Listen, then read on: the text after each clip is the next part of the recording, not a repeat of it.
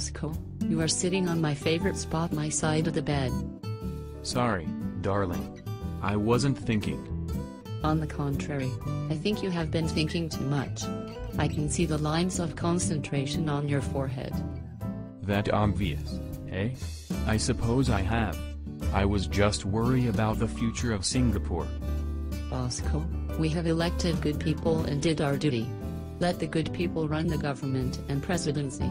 It is their job to look after state matters. You look after your heart. You are right. Worrying will do my heart no good. And it helps nobody. Come to the kitchen and I will fix you up with a nice warm cup of Ovaltine. Then a nice nap, unless you want sex? The Ovaltine should do nicely, thank you. I will do the Rockefeller another time. I am tempted, but you know the spirit is willing, but the flesh is weak. Because you spent all your energy thinking about things now outside your control.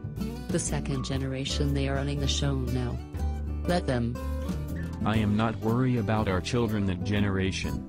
But the third generation, they are already showing the protest votes against the government, regardless. That is a generalization. Enough young voters voted like us for stability and the status quo. Good job they did. Otherwise the general election could displace more good men and the president post might have gone to people with lesser qualifications. Unfair for you to judge the young for that. We were young once and dared to gamble our chances much more than we would now. We may be right to seek security and stability. But we should not expect them to think exactly like us. Our parents and grandparents worried about us, about how we would turn out. We did pretty well for ourselves. We have good government, of course. It helped. Our own parents hated the British colonial government. But they were thankful for toilets that flushed and roads that were decent. We saw off the British rule but promptly asked them back as investors for the Singapore miracle. We are the practical generation, and let no demagogue persuade us we should give up votes for class struggles. But times have changed, Bosco. The young voters can be trusted to wake up for themselves, to who their real good people are for government.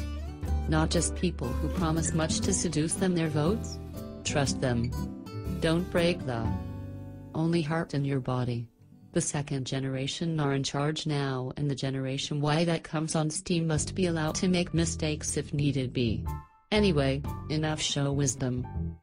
You are right. We our sleeves have had a good run. We are sitting on appreciated assets. We have made no decisions we need profoundly regret. So now we need to learn, let go, let God.